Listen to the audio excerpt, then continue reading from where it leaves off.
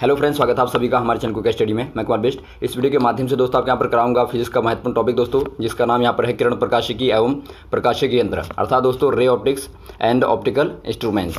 और दोस्तों यहाँ पर देखिए इनके आधार पर बहुत सारे क्वेश्चन दोस्तों आपके बार बार पूछे जाते हैं, तो इनको आप आराम से देखेंगे। कॉपी और पेन निकाल के जो भी आपको फॉर्मूले मिलेंगे दोस्तों, न्यूमेरिकल क्वेश्चन मिलेंगे, उनको आप नोट करते रहेंगे और हम दोस्तों आपको बताते रहेंगे। और देखिए शुरू करने के पहले थोड़ी सी एक दरख्वास्त करना चाहेंगे, यदि आपने हमारे चैनल को सब्सक्राइब नहीं किया दोस्तों अभी तक, तो प्लीज़ हमारे चैनल को सब्सक्राइब कीजिए और बेल आइकन को प्रेस करना ना भूलिएगा दोस्तों, ताकि हमारे वीडियो के नोटिफिकेशन आपको प्रथम प्राप्त हो सकें। तो आइए शुरू करते हैं, आराम से आप देखिएगा। और दोस्तों यहाँ पर देखिए कॉपी और पेन आप निकाल लेंगे, क्योंकि दोस्तों हम यहाँ पर मिटाते रहते हैं। अवेलेबल स्पेस हमारा जितना होता है उसके हिसाब से हम आपको बता के मिटाते रहते हैं। अब दोस्तों यहाँ पर देखिए पहला क्वेश्चन क्या है, ध्यानपूर्वक आप देखेंगे। अपवर्तन की घटना में निम्न में से कौन सी वाली राशि अपरिवर्तित रहती है? ये क्वेश्चन आपका बार बार आता है दोस्तों। जब रिफ्रैक्शन होता है, अपवर्तन होता है, तो कौन सी वाली क्वांटिटी अनचेंज रहती है? जब दो माध्यम होते हैं, दो माध्यमों के लिए आपका रिफ्रैक्शन होता है, आपको ध्यान देना है। एक माध्यम मान लीजिए आपका एयर है, दूसरा माध्यम मान लीजिए आपका वाटर है। तो N1 N2 आप माध्यम मानते हैं। मान लीजिए दोस्तों एक प्रकाश की किरण आपतित होती है आई पर, और उसके बाद यहाँ पर देखिए ये थोड़ा सा दोस्तों दिशा परिवर्तित होने के बाद इस प्रकार से चली जाती है। तो यहाँ पर आप प्रकाश को देखते हैं दोस्तों, यहाँ को जाना चाहिए लेकिन आपका इधर को मुड़ गया। तो ये क्यों हुआ? क्योंकि आपका माध्यम अलग अलग है, एक आपका विरल है, एक सघन है। तो इसीलिए दोस्तों ये आपकी किरण क्या हो गई, दिशा मुड़ गई, अपवर्तित हो गई। तो इसे दोस्तों प्रकाश का अपवर्तन बोलते हैं, अपवर्तन की घटना बोलते हैं। अब यहाँ पर देखिए इसमें क्या होता है, कौन सा वाला डिपेंड नहीं करता दोस्तों, चाल पे या तीव्रता पे या तरंग दैर्ध्य पे या आवृत्ति पे। यहाँ पर देखिए दोस्तों आपका आवृत्ति पर अर्थात फ्रीक्वेंसी पे डिपेंड नहीं करता। जबकि दोस्तों आपको तरंग दैर्ध्य का पता होगा, तरंग दैर्ध्य दोस्तों जितनी कम होगी उतना ज़्यादा आपका अपवर्तन होता है, रिफ्लेक्शन होता है। दोस्तों अगला क्वेश्चन देखिए, एक प्रकाश की किरण कांच में जिसका अपवर्तनांक आपको दिया म्यू बराबर 3/2 से पानी में जाती है 4/3 आपको दिया है, तो क्रांतिक कोण का मान आपको बताना है क्या होगा। दोस्तों यहाँ पर देखिए पहले आप क्रांतिक कोण को समझिए, अर्थात क्रिटिकल एंगल होता क्या है।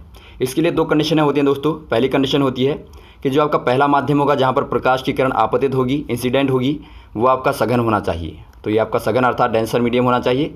उसके बाद जो आपका दूसरा मीडियम है दोस्तों, रियर मीडियम होना चाहिए, अर्थात क्या होना चाहिए दोस्तों, विरल होना चाहिए। तो ये आपको क्लियर हो गया होगा।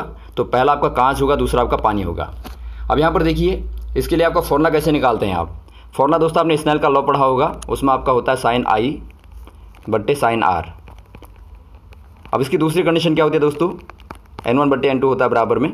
इसकी दूसरी कंडीशन होती है कि आपका इंसिडेंट एंगल जो आपका होगा, यदि आपका क्रिटिकल होगा दोस्तों, तो वहाँ पर आपका रिफ्रैक्टिव एंगल आपका 90 होगा। अर्थात दोस्तों आई का मान आपका ऐसा होना चाहिए कि R बराबर आपका 90 हो जाए, तभी आप उसे आई को क्या बोलेंगे, क्रांतिक कोण बोलेंगे। तो यहाँ पर देखिए दोस्तों यदि आपका आई बराबर C हो जाता है, अर्थात क्रांतिक कोण बन जाता है, तो साइन C बट्टे उस केस में दोस्तों आपका साइन R बराबर कितना हो जाएगा, 90 डिग्री। तो ये आपको ध्यान देना है। तो यहाँ से दोस्तों आपका N1 बट्टे N2 हो गया। अब देखिए दोस्तों यहाँ से आपका साइन 90 का मान तो 1 हो जाएगा, तो साइन C बराबर आपका N1 बट्टे N2। अब दोस्तों यहाँ पर देखिए चूँकि आपने देखा यहाँ पर पहला माध्यम आपका सघन है, दूसरा आपका विरल है, तो 1/sin C बराबर हो जाएगा दोस्तों आपका N1 बट्टे N2। तो इस प्रकार से आप बना लेंगे। अब देखिए 1/sin C बराबर क्या दिया आपको, N1 आपका दोस्तों क्या हो गया 3/2 और N2 बराबर आपका 4/3। तो यहाँ से दोस्तों क्या हो जाएगा, 3 आपका ऊपर चला जाएगा, तो आपका 9/8 आ जाएगा। अब देखिए आपको साइन C निकालना है, तो साइन C बराबर 9/8 का उल्टा कर देंगे तो आपका 8/9 हो जाएगा। अब देखिए दोस्तों आपका C बराबर हो जाएगा एंगल जो आपका निकलेगा साइन इनवर्स 8/9, 8/9 आपका आ जाएगा। तो ऑप्शन नंबर दोस्तों थर्ड वाला सही हो जाएगा, साइन इनवर्स 8/9 क्रिटिकल एंगल आपका निकल के आ गया। अगला क्वेश्चन देखिए दोस्तों, आकाश नीला दिखाई देता है। आपको बताना है दोस्तों आकाश का रंग नीला क्यों दिखाई देता है, आपको स्काई का रंग दोस्तों ब्लू क्यों दिखाई देता है। ये प्रकीर्णन के कारण या परावर्तन के कारण या अपवर्तन के कारण या फिर पूर्ण आंतरिक परावर्तन के कारण। ये दोस्तों यहाँ पर देखिए प्रकाश के प्रकीर्णन के कारण अर्थात स्कैटरिंग ऑफ लाइट के कारण दोस्तों आपको आसमान का रंग नीला दिखाई देता है। तो ऑप्शन नंबर आपका ए वाला सही हो जाएगा। अगला क्वेश्चन देखिए दोस्तों, निरपेक्ष अपवर्तनांक का मान क्या होगा। निरपेक्ष मतलब दोस्तों आपका एब्सोल्यूट रिफ्रैक्टिव इंडेक्स आपको बताना है, बहुत महत्वपूर्ण है, आप नोट कर लेंगे। एब्सोल्यूट पहले आप समझेंगे दोस्तों आपका एब्सोल्यूट रिफ्रैक्टिव इंडेक्स होता क्या है। इसमें दोस्तों यहाँ पर देखिए जब आपका एक माध्यम से मान लीजिए आपका वायु है दोस्तों, वायु के माध्यम से दोस्तों कांच के माध्यम में प्रकाश जाता है, तो आप वायु के सापेक्ष कांच का जो अपवर्तनांक निकालते हैं, अर्थात आप ANG निकालते हैं दोस्तों, इससे आप क्या बोलते हैं, तो निरपेक्ष अपवर्तनांक बोलते हैं। तो इसके लिए क्या कंडीशन होगी आपका, देखिए यदि आपका पहला माध्यम मान लीजिए आपका सघन होगा, दूसरा आपका विरल होगा, तो उसके लिए क्या होगा दोस्तों, सघन माध्यम का अपवर्तनांक हमेशा आपको पता होगा विरल के माध्यम से ज़्यादा होता है। तो N2 is greater than N1 होगा दोस्तों। तो इस कंडीशन में क्या होगा, हमेशा ही इसका मान दोस्तों 1 के ऊपर होता है। तो आपको हमेशा ध्यान देना है जो आपका n होगा इस कंडीशन में, जो आपका निरपेक्ष अर्थात एब्सोल्यूट रिफ्रैक्टिव इंडेक्स होता है दोस्तों, उसमें हमेशा ही आपका n का मान आपको याद रखना है 1 से बड़ा होता है। तो एक कंडीशन होती है, तो ऑप्शन नंबर आपका पहला वाला सही हो जाएगा। अगला दोस्तों, एक उत्तर दर्पण की फोकस दूरी आपको दी है 20 सेंटीमीटर। एक वस्तु दर्पण के सामने ध्रुव से 20 सेंटीमीटर की दूरी पर रखी गई है, तो आपको प्रतिबिंब की दूरी बतानी है।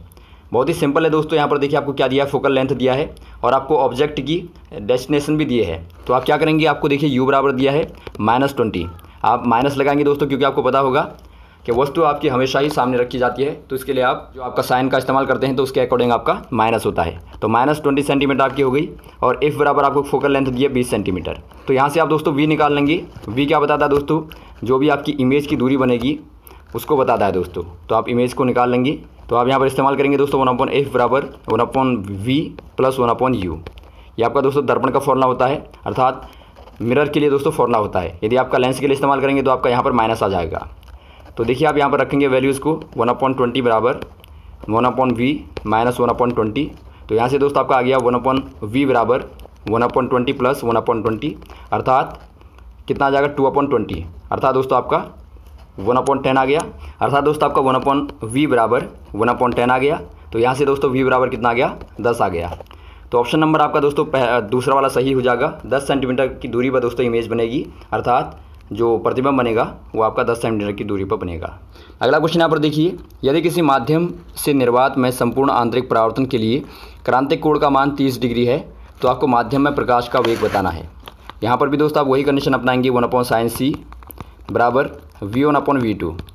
अब देखिए दोस्तों आपको एंगल दिया है 30 डिग्री का, तो यहाँ से आपका v2 बराबर कितना हो जाएगा दोस्तों, v2 बराबर sin c v1।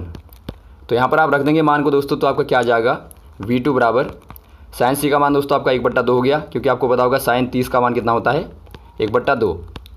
तो यहाँ से आपका 1/2 हो गया और गुणा दोस्तों आपको प्रकाश की चाल देखिए निर्वात में पता होगा 3 × 10⁸ होती है। तो आपकी यहाँ पर देखिए 10⁸ आप कर देंगे 3 गुणा। तो इससे दोस्तों आपका क्या आ जाएगा, ये आपका 1.5 × 10⁸ आ जाएगा दोस्तों इतने मीटर प्रति सेकंड में। तो ऑप्शन नंबर आपका 2 वाला सही हो जाएगा। इतना दोस्तों आपका चाल होगी। अगला क्वेश्चन देखिए दोस्तों, यदि सघन माध्यम में आपतन कोण क्रांतिक कोण के बराबर होता है तो अपवर्तन कोण क्या होगा। दोस्तों आपको बताया गया था कि जो आपका पहला माध्यम I है, पहला माध्यम 1 है और दूसरा आपका 2 है। तो यहाँ पर देखिए पहला आपका सघन होगा, तो यहाँ पर देखिए आपका I का मान दोस्तों आपका यदि C है तो आपका R का मान कितना होना चाहिए, 90 होना चाहिए। तो आप बता देंगे दोस्तों R बराबर आपका 90 डिग्री होना चाहिए। तो ऑप्शन नंबर आपका 3 वाला सही हो जाएगा। तो यहाँ पर देखिए दोस्तों आपका अपवर्तन कोण अर्थात रिफ्रैक्शन एंगल आपका 90 डिग्री हो जाएगा। अगला क्वेश्चन देखिए दोस्तों, यदि विरल तथा सघन माध्यमों में प्रकाश की चाल आपको दी है v1 और v2, तो आपको बताना है दोस्तों माध्यम में क्रांतिक कोण c है, तब कौन सा वाला रिलेशन इनमें से सही होगा। अब अभी आपको बताया था दोस्तों हमने 1/sin c बराबर क्या होता है v1/v2। तो यहाँ से आप क्या निकालेंगे दोस्तों, v1/v2 बराबर क्या हो जाएगा, ये आपका हो जाएगा दोस्तों कोसेक c, क्योंकि दोस्तों आपका 1/sin बराबर कोसेक होता है, तो कोसेक c हो जाएगा। तो v1 बराबर क्या हो जाएगा दोस्तों, v1 बराबर आपका v2 कोसेक c। तो ऑप्शन नंबर आपका दोस्तों चौथा वाला दिखता है, तो आप चौथे वाले में टिक कर देंगे। तो हमेशा ही आपको ध्यान देना है दोस्तों, फॉर्मूला बेसिक आपका जो होता है 1/sin c बराबर n1/n2 बराबर v1/v2। तो इसको आपको नोट रखना है, इसके आधार पर दोस्तों आप आराम से निकाल लेंगे। अगला क्वेश्चन देखिए दोस्तों, वायु के सापेक्ष जल और कांच का अपवर्तनांक क्रमशः आपको दोस्तों यहाँ पर देखिए क्वेश्चन आपका जो है मिसप्रिंट है, क्योंकि इसमें आपकी क्वेश्चन आपका पूरा नहीं किया गया है। इसको आपको बता दें दोस्तों, यदि आपको सापेक्ष निकालना होता है तो आप कैसे निकालते हैं। मान लीजिए आपको दोस्तों एयर का ग्लास के सापेक्ष दिया है कितना 3/2, और वैसे आपका एयर और आपका दोस्तों जल के सापेक्ष आपको दिया है अपवर्तनांक 4/3। तो आपको पूछा जाता है दोस्तों कि बताइए जल का कांच के सापेक्ष अर्थात ग्लास के सापेक्ष कितना अपवर्तनांक होगा। तो आप निकालते हैं दोस्तों WNG, इसका मतलब है ग्लास का अपवर्तनांक दोस्तों वाटर के सापेक्ष। तो ये आपका दोस्तों यहाँ पर क्या हो जाएगा, ऊपर आपका आएगा दोस्तों ANG बट्टे नीचे आपका आएगा ANW। तो ये आपका अभी बताया गया हमने 3/2 और नीचे आपका 4/3। तो ये दोस्तों आपके यहाँ पर आ जाएगा 9/8 आ जाएगा। तो यही दोस्तों आपका हो जाएगा। तो ये क्वेश्चन आपका थोड़ा सा मिसप्रिंट है, तो आप नोट कर लेंगे, इसे आपको पता लग गया। अगला क्वेश्चन देखिए दोस्तों, वायु में प्रकाश की चाल आपको दी है 3 × 10⁸ मीटर प्रति सेकंड। 1.5 अपवर्तनांक वाले कांच के प्रकाश की चाल बताइए, कांच में प्रकाश की चाल बताइए। वही क्वेश्चन आ गया दोस्तों दोबारा आपका। आप क्या करेंगे, आपको दिया चाल V1/V2 बराबर 1n2, अपवर्तनांक आपको दिया दोस्तों 1.5। तो यहाँ से दोस्तों आप क्या करेंगे, तो यहाँ से आपको V2 निकालना है, तो V2 बराबर हो जाएगा दोस्तों आपका V1/1.5। तो ये आप यहाँ पर देखिए दोस्तों, V1 आपको दिया है, प्रकाश की चाल है 3 × 10⁸ बट्टे दोस्तों 1.5 करेंगे तो आपको क्या मिलेगा, 3/1.5 करेंगे दोस्तों आपको मिलेगा 2, तो 2 × 10⁸ आपका हो गया। तो ऑप्शन नंबर आपका दूसरा वाला दोस्तों सही हो जाएगा। तो कुछ भी नहीं करना, आपको केवल फॉर्मूला याद रखना है दोस्तों, 1n2 बराबर V1/V2। अगला क्वेश्चन देखिए दोस्तों, किसी गोलीय दर्पण की फोकस दूरी आपको f दी है तथा वक्रता त्रिज्या आपको r दी है, तो आपको रिलेशन बताना है। फोकल लेंथ और दोस्तों रेडियस ऑफ कर्वेचर में दोस्तों आपको संबंध बताना है। ये दोस्तों क्या हो जाएगा, f बराबर आपका होता है r/2, अर्थात वक्रता त्रिज्या की आधी दोस्तों फोकस दूरी होती है। तो यहाँ पर आपका कौन सा वाला दिखता है, ऑप्शन नंबर तीसरा वाला दिखता है दोस्तों आपका, f बराबर r/2। तो यही आपका सही हो जाएगा। अगला क्वेश्चन देखिए दोस्तों, दो लेंस जिनकी क्षमताएं आपको दी हैं 5 डायोप्टर और -3 डायोप्टर, तो संपर्क में रखे गए हैं, तो आपको संयुक्त लेंस की फोकस दूरी बतानी है। दोस्तों यहाँ पर देखिए आपको पावर्स ऑफ लेंसेज दिए हैं 5 डायोप्टर और -3 डायोप्टर, और आपको फोकल लेंथ बतानी है दोनों की, कंबाइन की दोस्तों आपको फोकल लेंथ बतानी है। तो देखिए दोस्तों, पहले आप कंबाइन पावर निकाल लीजिए। P बराबर दोस्तों आपका, यदि आपका P1 और P2 आपको दिए हैं तो आपका P बराबर P1 + P2 होता है, ये आपको पता होगा। उसके बाद आप क्या करेंगे दोस्तों, 5D माइनस का 3D आपका है, तो इससे आपको मिलेगा यहाँ पर 2D, तो 2D आपको मिल गया। तो अब आप निकालेंगे दोस्तों F बराबर 1/P होता है, और ये आपका दोस्तों F काहे में आएगी, मीटर में आएगी। अब देखिए दोस्तों 1/P, P का मान आपने देखा 2 था, तो 1/2 हो गया, बराबर आपका 0.5 आ गया इतने मीटर में। लेकिन आपको देखिए आंसर सेंटीमीटर में दिया है, तो आप हमेशा ध्यान देंगे दोस्तों, जब भी आप ये फॉर्मूला इस्तेमाल करेंगे तो आपको फोकल लेंथ मीटर में लेनी है, ये आप नोट कर लेंगे, बार बार गलती होती है। अब देखिए दोस्तों यहाँ पर देखिए 0.5 को मीटर को सेंटीमीटर में बदलेंगे, तो आपका 0.5 × 100 कर देंगे, तो आपको 50 सेंटीमीटर मिलेगा। तो 50 सेंटीमीटर दोस्तों आपकी फोकल लेंथ आ जाएगी, ऑप्शन नंबर 1 वाला सही हो जाएगा। अगला क्वेश्चन देखिए दोस्तों, 4 डायोप्टर और -2 डायोप्टर की क्षमता वाले लेंस को संपर्क में रखा गया है, तो संयुक्त लेंस की फोकस दूरी बतानी है। बिल्कुल वही क्वेश्चन है दोस्तों, फोकल लेंथ आपको बतानी है, और आपको पावर्स ऑफ लेंसेज दिए हैं, तो वही आप इस्तेमाल करेंगे, P बराबर P1 + P2। तो इससे आपको क्या मिलेगा दोस्तों, 4 - 2 बराबर 2 डायोप्टर, तो इससे आप निकालेंगे F बराबर 1/2 बराबर 0.5 मीटर, तो सेंटीमीटर में कन्वर्ट करने पर दोस्तों आपका 50 सेंटीमीटर आ जाएगा। तो ऑप्शन नंबर आपका 1 वाला सही हो जाएगा। अगला क्वेश्चन देखिए दोस्तों, एक समतल उत्तल लेंस में उत्तल पृष्ठ की वक्रता त्रिज्या आपको 10 सेंटीमीटर दी है, और लेंस की फोकल लेंथ आपको दी है दोस्तों 30 सेंटीमीटर। तो लेंस के पदार्थ का अपवर्तनांक क्या होगा, बहुत अच्छा क्वेश्चन है दोस्तों।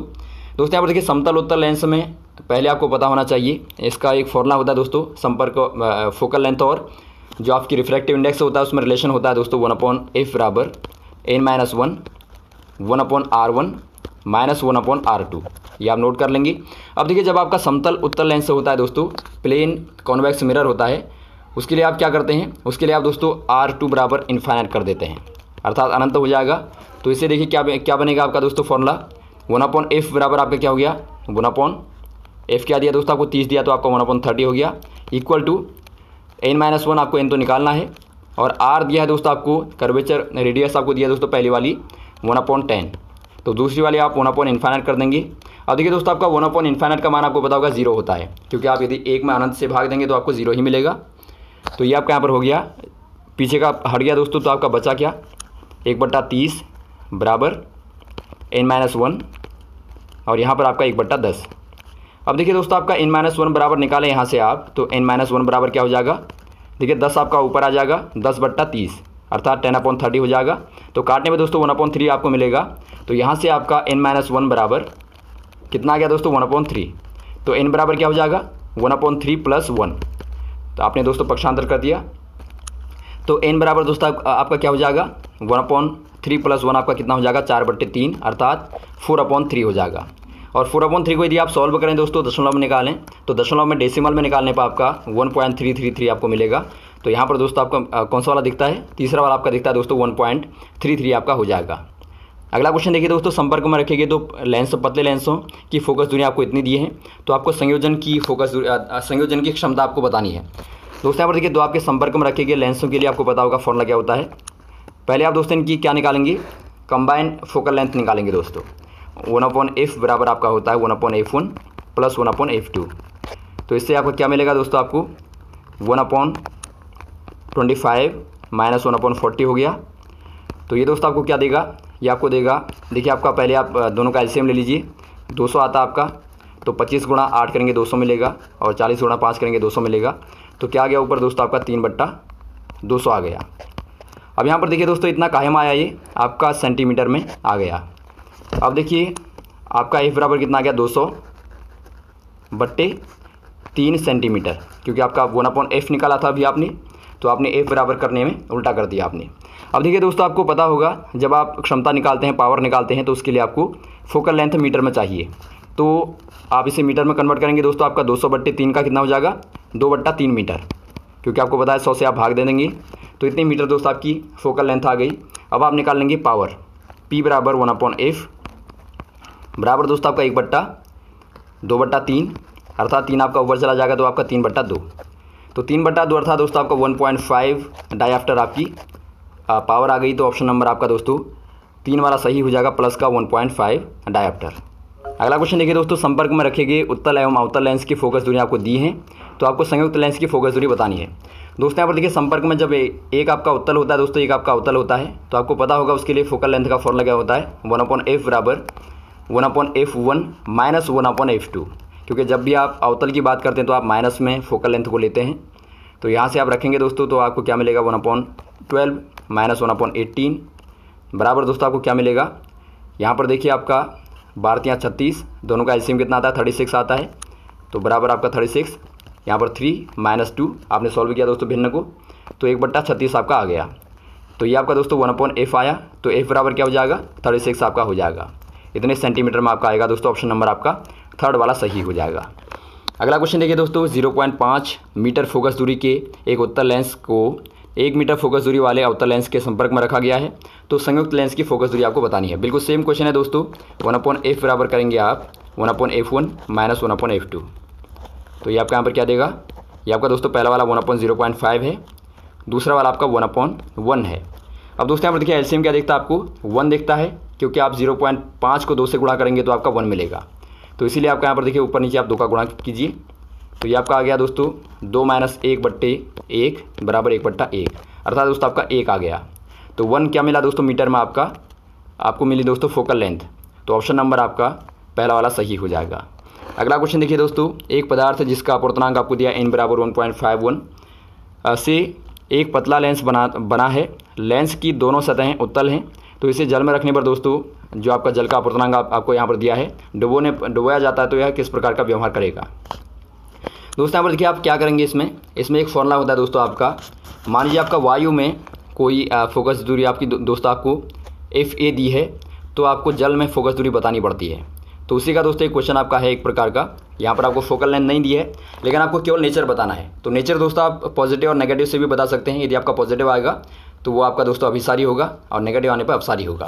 तो यहाँ पर देखिए आपका क्या करेंगे आप, FW/FA अर्थात दोस्तों जल के वायु के सापेक्ष जल में फोकल लेंथ बराबर आपका होता है दोस्तों N1 - 1/N2 - 1। अब यहाँ पर देखिए आपके दोनों अलग अलग माध्यमों की दोस्तों अपूर्णांक हैं N1 और N2, तो इनमें आप रखेंगे दोस्तों, तो आपको क्या मिलेगा, देखिए यहाँ पर आपको मिलेगा FW/FA बराबर, पहला वाला आपका दिखता है दोस्तों 1.51, तो 1.51 - 1 करेंगे और 1.31 - 1 करेंगे, तो आपको क्या मिलेगा दोस्तों, ये आपका मिलता है आपको FW/FA बराबर घटाने पर आपका 0.51/0.33। तो ये दोस्तों आपके यहाँ पर देखिए ग्रेटर देन 1 है, तो इससे आपको क्लियर पता लगता है कि आपका पॉजिटिव है दोस्तों आपका FW, तो इसका मतलब ये आपका दोस्तों अभिसारी होगा। तो ऑप्शन नंबर आपका कौन सा दिखता है दोस्तों, ऑप्शन नंबर आपका ए वाला दिखता है, अभिसारी लेंस की तरफ व्यवहार करेगा।